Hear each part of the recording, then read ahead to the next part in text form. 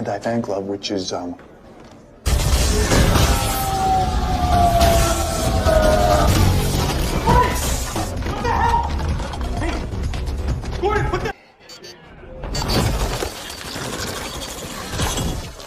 Boys, we got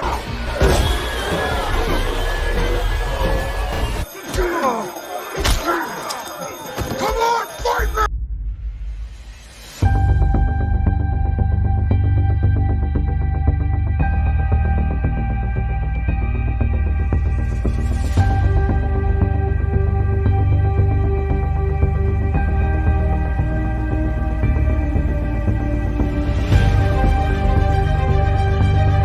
Apa kabar lo, sehat-sehat kabeh, sekeluarga ya. Kali ini kita akan mengidul film bergenre action thriller berjudul Corrective Measures tahun 2022 alias tahun ini. Belum lama rilisnya lur, baru di bulan April kemarin ya kan. Dan digadang-gadang ini menjadi film terakhirnya Om Bruce Willis. Corrective Measures bercerita tentang penjara di masa depan yang berisi para napi dengan kekuatan super akibat dampak sebuah radiasi nuklir. Tentunya akan banyak konflik yang terjadi di dalam penjara dan ada satu penjahat super yang paling ditakuti di dalam sana. Seperti apa keseruan film ini? Langsung aja kita gaskan.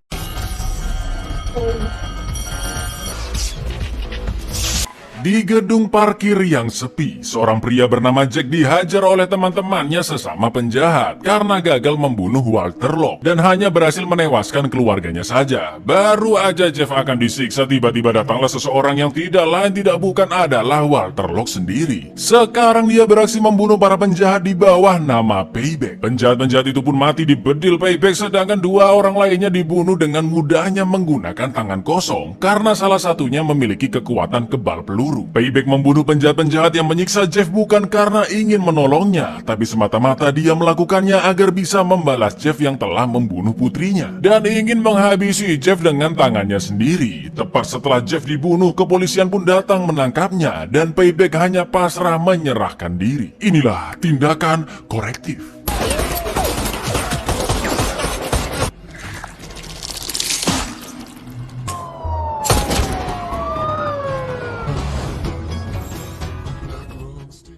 Di masa depan yang tidak jauh dari sekarang, terjadi sebuah perang nuklir yang disebut The Pulse dan menyebabkan banyak kehancuran di seluruh dunia. Bukan hanya itu, radiasi nuklir juga menewaskan miliaran orang karena mengalami sindrom radiasi akut yang di satu sisi juga membuat sebagian orang bermutasi menjadi manusia super. Hal ini juga berbuntut pada kejadian yang lebih parah ketika beberapa orang-orang super mulai membuat kekacauan dan tindak kriminalitas. Amerika Serikat pun akhirnya menerapkan hukum super khusus orang-orang super dan juga menggunakan penjara khusus yaitu Ubermax Santiburon atau biasa juga disebut penjara Santip untuk menampung para penjahat-penjahat super yang telah ditangkap. Tiburon Ubermax Prison, ready this coming facilities in place arrests of the super The United States implements the super law. Karena Payback adalah salah satu kriminal kelas kakap yang suka main hakim sendiri dan telah menewaskan lebih dari 50-an penjahat. Dia pun juga ditahan di penjara Santip dan sampai masuk hot news di program berita TV. Seorang kepala pengawas penjara Santip yaitu Walton Devlin juga diundang wawancara online di program tersebut dan ditanya soal rumor-rumor negatif seputar penjara Santip. Mulai dari perlakuan terhadap para napi yang tidak manusiawi sampai manusia super yang ditahan meskipun hanya melakukan pelanggaran ringan. Dengan emosinya, Walton pun menyangkal rumor-rumor tersebut dan mengaku jika tidak ada satupun napi yang berhasil lolos selama Walton bekerja sebagai pengawas. Karena terus dicecer pertanyaan-pertanyaan bertubi-tubi, Walton pun langsung memutuskan sambungannya. number of escapes mine has had in the last 20 zilch. Do not have the what it takes to do my job. Why, yes I have. Payback pun tiba di penjara Santip bersama para napi lainnya, termasuk seorang pria bernama Diego yang memiliki kekuatan super yaitu empati. Jadi Diego ini cuma bisa merasakan apa yang dipikirkan dan dirasakan orang lain lur, bukan kekuatan fisik mematikan seperti napi lainnya. Penjara Santip memiliki sebuah sistem sangat canggih bernama Nulis yang dapat meredam kekuatan semua napi. Nulis berada di lampu, makanan, dan juga borgol di kaki mereka. Sebelum masuk ke sel masing-masing, Walton memberikan peringatan lewat speaker kepada para napi baru agar tidak mengacau di sana. Selain itu, mereka juga dicatat dan diperiksa oleh ketiga sipir yaitu Liz, Danny, dan juga Kapten Brody. Sistem Nulis ini kuat banget lur, sampai-sampai penjahat se-OP Payback aja nggak berkutik ya kan. wake up, your superpowers make you omnipotent. And here you're just like everybody. Welcome home. Setelah diberikan spray dan alat mandi, para napi pun berkumpul ngobrol-ngobrol sambil terus dijaga oleh para sipir. Baru aja gabung, Payback langsung bertemu dengan Diamond Jim, yaitu saudara dari salah satu korban yang pernah dibunuh oleh Payback. Sudah jelas pertikaian pun terjadi, meskipun kekuatan super di sana sudah diredam, tapi mereka berdua masih punya fisik yang sangat kuat. Duel pun dimenangkan oleh Payback, dan ketika Jim akan dibunuh, Danny menyetrum Payback menggunakan nulis lewat tabletnya sampai terjatuh, dan langsung dihajar oleh Liz yang juga memiliki kekuatan, yaitu otot super.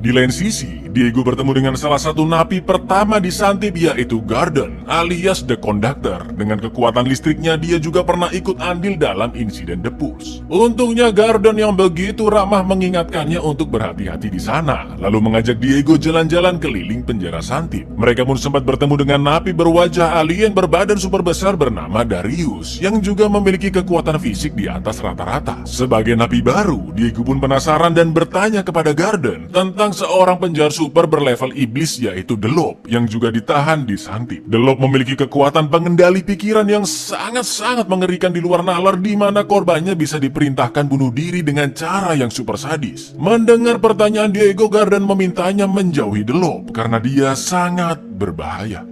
I don't even like talking about it. Last person I mess with in here is the Lob. You need anything, kid? Just holler. Di hari yang sama, penjahat paling berbahaya di penjara Santip, yaitu Julius Lob alias The Lob, akan menjalani sidang pembebasan bersyarat untuk kesekian kalinya. Saking berbahayanya, The Lob selalu dipakaikan topeng untuk lebih meredam kekuatan pikirannya, karena nulis masih belum cukup. Dari awal persidangan, The Lob sudah nggak peduli karena pembebasan bersyaratnya sudah terlalu sering ditolak. Begitu juga kali ini, Lur, karena dia tidak menjawab pertanyaan hakim dengan serius. Tapi ternyata persidangan itu cuma akal-akalan Walton agar bisa ngobrol empat mata tanpa diganggu oleh siapapun. Walton ingin The Lob menggunakan kekuatannya untuk memindahkan uang dengan jumlah yang sangat besar ke dalam rekening pribadi Walton, atau nyawa The Lob tidak akan selamat. Itu karena tidak lama lagi Walton akan pensiun dan nggak terima kalau cuma dapat uang pesangon yang sedikit. Kan pengawas penjaranya aja begini. Or you give me a lobotomy. There you go. No, you gonna get me rich before my retirement. Di klinik penjara, dokter yang bekerja di sana, yaitu Dr. Isabel, sedang memeriksa para napi yang sakit dan terluka seperti Payback, yang masih bonyok gara-gara bertarung dengan Diamond Jim. Juga napi lain yang endasnya hilang tapi belum mati karena dia bisa beregenerasi. Luar biasa loh ini loh. Tak lama kemudian Diego pun datang untuk mengambil sampah sesuai jadwal piketnya. Dan karena dia tidak terlihat berbahaya seperti napi lainnya, Isabel pun ngajak ngobrol ngalor ngidul tentang kerjaannya. Setelah itu Isabel lanjut memeriksa kesehatan The Lob. Dan di luar ekspektasi, meskipun dia seorang penjahat kelas tinggi, ternyata The Lob bisa ngobrol hangat dengan Isabel. Tapi tiba-tiba si pembuat onar Payback yang sudah sadar langsung membuat Isabel pingsan dan akan membunuh The Lob yang berfisik lemah. Untungnya Diego datang di saat yang tepat dan bisa menghentikan Payback. Enjoy your nap. Kabar tentang kejadian barusan pun tersebar kemana-mana. Para napi mulai respect pada Diego karena berani menghentikan Payback sendirian dan juga menyelamatkan The Lob. Saat makan siang pun banyak napi-napi yang memberikan jatah pudingnya ke Diego, dan sohibnya Garden juga memuji apa yang telah Diego lakukan. Tak lama kemudian Darius mengajak Diego berbicara dengan The Lob di depan selnya, dan orang sehebat The Lob juga menaruh respect kepada Diego dengan berterima kasih kepadanya karena telah diselamatkan dari Payback. The Lob juga minta bantuan Diego. Entah apa yang dimintanya, Lur. Ternyata The Lob memiliki penyakit carpal tunnel, di mana pergelangan tangannya sering terasa nyeri dan tidak kuat mengangkat yang berat-berat. Diego yang belum tahu maksudnya pun tidak langsung setuju untuk membantu The Lob dan meminta waktu sejenak memikirkannya. Can I think about it? Don't think too long. Sementara itu di ruangan Walton, ternyata asistennya Felicia sudah mengetahui rencana Walton yang bekerja sama dengan The Lob untuk memperkaya diri sebelum Walton pensiun. Felicia pun dipaksa Walton untuk tutup mulut dengan sogokan dia akan mendapatkan promosi menjadi pengawas. Dan jika Felicia berani melaporkan tindakan kriminal ini, Walton tidak akan segan-segan membuat laporan palsu agar Felicia dipecat dari sana. See these two letters here? Big boy chair and subordination. Want the big boy chair? You're gonna have to play ball. Hari-hari di penjara pun berjalan seperti biasanya tanpa masalah penting sedikit pun. Namun terlihat Kapten Sipir Brody dan juga Dr. Isabel yang cukup tertekan karena kebijakan-kebijakan Walton di penjara. Akhirnya Garden yang sudah dipenjara selama 20 tahun lamanya mendapatkan giliran sidang pembebasan bersyarat. Dia pun menjawab hakim dengan sopan dari awal sidang dimulai. Tapi dengan brengkesnya hakim terus bertanya dan memojokkan Garden seakan-akan mencari-cari kesalahannya. Sampai akhirnya emosi Garden pun terpancing, dia mulai melawan dan pembebasan bersyarat Garden pun tiba-tiba ditolak. I exist. I matter. About that community, it's just hard to remove it.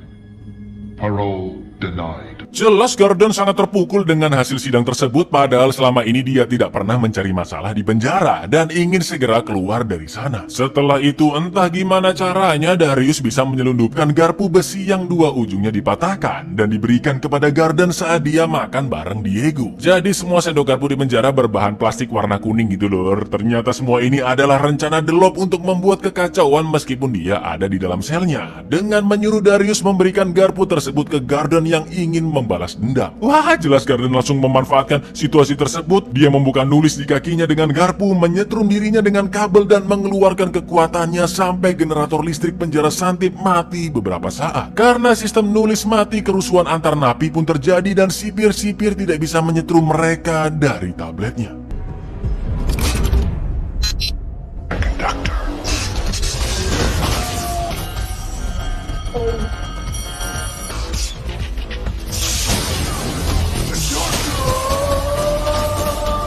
Tak lama kemudian listrik dan sistem nulis pun kembali pulih. Para sipir langsung menyetrum semua napi dan mengembalikan mereka ke sel masing-masing. Gordon Tweedy yang belum sempat kabur sayangnya ditangkap kembali oleh sipir Liz. Dengan tegasnya Walton pun memaksa Liz menghukum mati Gordon di tempat karena telah membuat kekacauan. Devlin, I can't do that.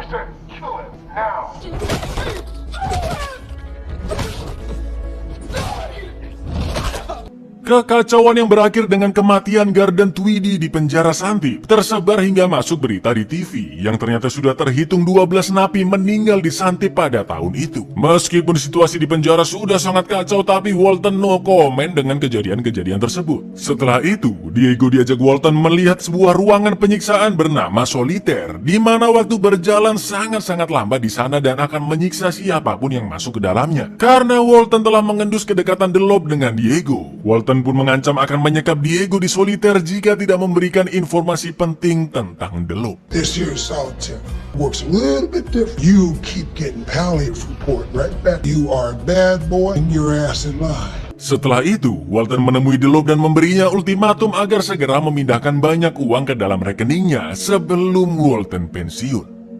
Beberapa hari setelahnya, gangguan di generator listrik Santip akhirnya benar-benar selesai direparasi. Sementara itu beberapa napi mendapatkan barang-barang kiriman dari keluarganya. Dan entah gimana caranya The Lob bisa mendapatkan sebuah tablet yang akan digunakan untuk menghacking sesuatu. Sedangkan Walton yang semakin mendekati hari pensiunnya dengan seenaknya akan mengganti suplemen peredam kekuatan super napi dengan yang lebih murah. Of course, sisa uangnya akan dimasukkan ke rekening pribadinya ya kan, Maruk emang. Di hari pensiunnya, ternyata bukan Felicia yang akan menggantikan Walton sebagai pengawas, melainkan Kapten Brody. Dan jelas itu membuat Felicia sangat kecewa. Setelah itu Walton pun menemui The Lob di dalam selnya dan memberikan sebuah tablet yang ternyata akan digunakan untuk menghack bank-bank di seluruh dunia dan mentransfer uang-uang tersebut ke rekening pribadi Walton. Tablet yang ini beda ya lur sama tablet yang The Lob dapetin dari kiriman. Dengan cerdiknya The Lob pun tidak hanya menggunakan tablet itu untuk mentransfer uangnya, namun juga menghacking sistem nulis penjara Santip yang akhirnya menonaktifkan nulis di semua borgol kaki napi. Kekacauan pun langsung terjadi karena semua napi mendapatkan kekuatan supernya kembali. Mulai dari Payback yang menjadi lebih kuat, Diamond Jim yang berubah bentuk, dan juga napi-napi lain yang bisa menghilang telekinesis, auman singa pemecah organ, bahkan mengeluarkan laser dari matanya, kayak Cyclops di X-Men.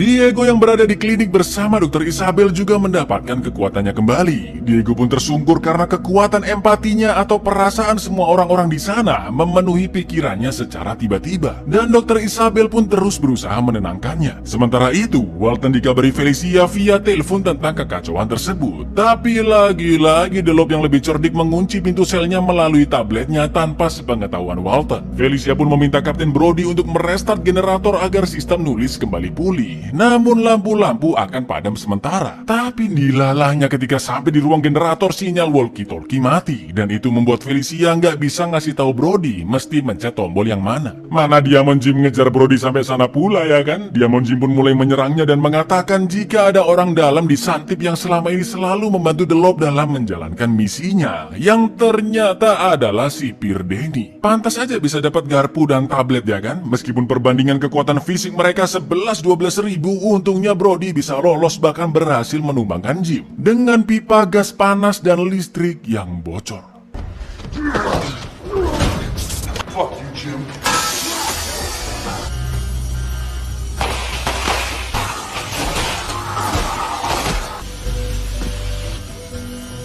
Di waktu yang sama, Walton yang masih berada di ruang sel The Lob nggak peduli dengan kekacauan di penjara mentang-mentang sudah pensiun. Tapi tiba-tiba The Lob pun menggunakan kekuatan yang tidak pernah digunakan sebelumnya, yaitu What's going on?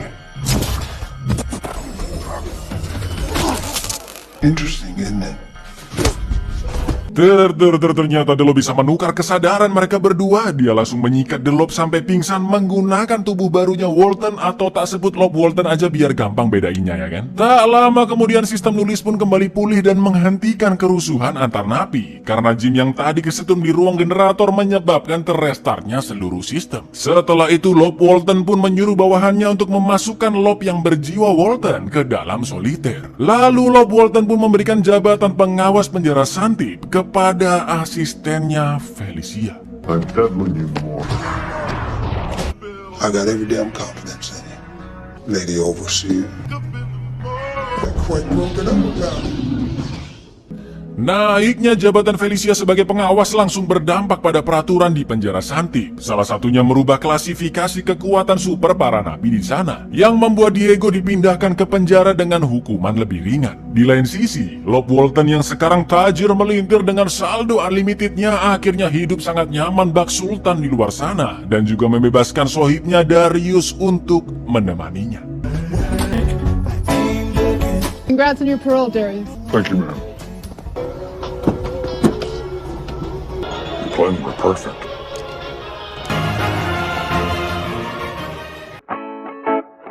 Seperti yang sudah aku jelasin tadi, film ini adalah salah satu film terakhir yang dibintangi oleh Om Bruce Willis. Film ini juga dibuat berdasarkan sebuah novel grafis dengan judul yang sama, tapi memang di film ini ceritanya lebih sederhana. Sayang banget meskipun konsep filmnya menarik, berlatar penjara khusus kriminal berkekuatan super, tapi plot hole-nya banyak banget lur. CGI-nya juga kurang mumpuni, ditambah lagi Bruce Willis gak dapat peran yang maksimal.